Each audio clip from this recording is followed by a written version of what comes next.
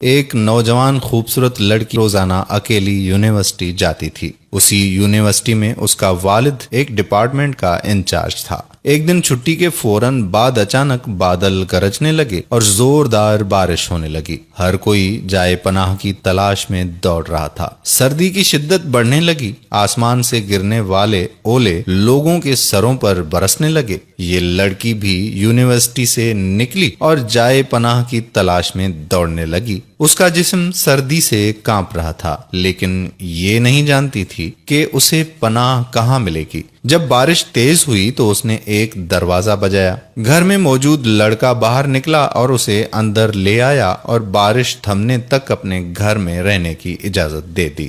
دونوں کا آپس میں تعارف ہوا تو معلوم ہوا کہ لڑکا بھی اسی یونیورسٹی میں پڑھتا ہے جہاں وہ خود زیر تعلیم ہے اور اس شہر میں اکیلا رہتا ہے۔ ایک کمرہ، برآمدہ اور باتھ روم اس کا کل گھر تھا۔ نوجوان نے اسے کمرے میں آرام کرنے کو کہا اور اس کے پاس ہیٹر رکھ دیا اور کہا کہ کمرہ جب گرم ہو جائے گا تو وہ ہیٹر نکال لے گا۔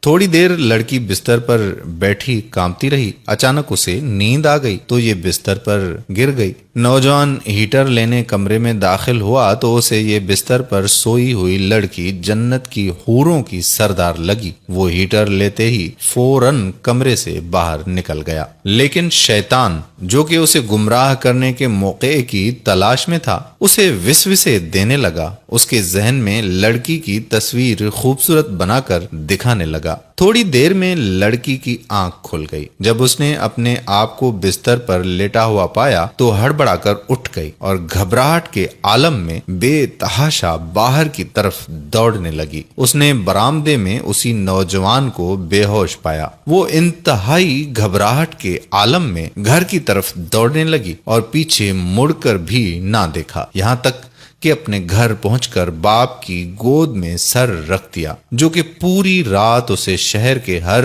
کونے میں تلاش کر رہا تھا۔ اس نے باپ کو تمام واقعات منو ان سنا دیے اور اسے قسم کھا کر کہا کہ میں نہیں جانتی کہ جس عرصے میں میری آنکھ لگی کیا ہوا میرے ساتھ اور کیا کیا گیا، کچھ نہیں پتا۔ اس کا باپ انتہائی غصے کے عالم میں اٹھا اور یونیورسٹی پہنچ گیا اور اس دن غیر حاضر ہونے والے طلباء کے بارے میں پوچھا تو پتا لگا کہ ایک لڑکا شہر سے باہر گیا ہے اور ایک بیمار ہے، ہسپتال میں داخل ہے۔ باپ ہسپتال پہنچ گیا تاکہ اس نوجوان کو تلاش کرے اور اس سے اپنی بیٹی کا انتقام لے۔ ہسپتال میں اس کی تلاش کے بعد جب اس کے کمرے میں پہنچا تو اسے اس حالت میں پایا کہ اس کی دونوں ہاتھوں کی انگلیاں پٹیوں سے بندھی ہوئی تھیں۔ اس نے ڈاکٹر سے اس مریض کے بارے میں پوچھا تو ڈاکٹر نے بتایا کہ جب یہ ہمارے پاس لایا گیا تو اس کے دونوں ہاتھ جلے ہوئے تھے۔ باپ نے نوجوان سے کہا کہ تمہیں اللہ کی قسم مجھے بتاؤ کہ تمہیں کیا ہوا ہے۔ باپ نے اپنا تعارف نہیں کروایا۔ وہ بولا کہ ایک لڑکی کل رات بارش سے بچتی ہوئی میرے پاس پناہ لینے کے لیے آئی۔ میں نے اسے اپنے کمرے میں پناہ تو دے دی، لیکن شیطان مجھے اس کے بارے میں پھسلانے لگا تو میں اس کے کمرے میں ہیٹر لینے کے بہانے داخل ہوا۔ وہ سوئی ہوئی لڑکی مجھے جنت کی حور لگی۔ میں فوراً باہر نکل آیا، لیکن شیطان مجھے مسلسل اس کے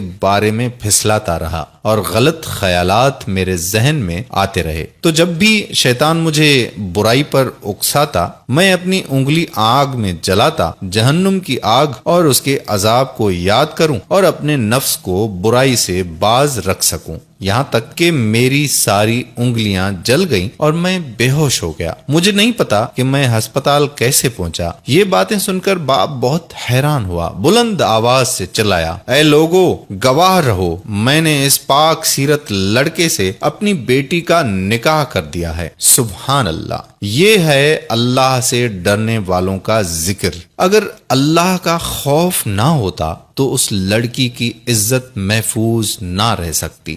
جو بھی لڑکا یا لڑکی ناجائز تعلقات قائم کرتے ہیں یا غیر شرعی دوستیاں یا محبتیں کرتے ہیں تو وہ اپنے اس برے فعل کو چھپانے کی حتی الامکان کوشش کرتے ہیں۔